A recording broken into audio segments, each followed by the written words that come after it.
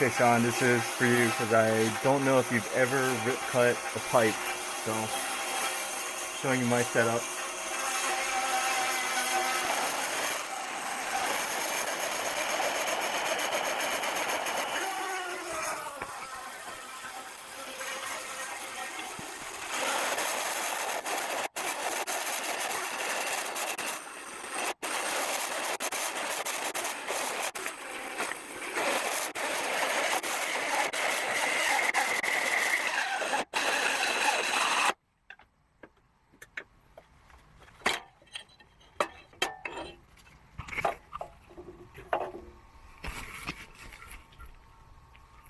Well, if you ever wanted to rip in a pipe in half, I would suggest not doing that, but it's what I had.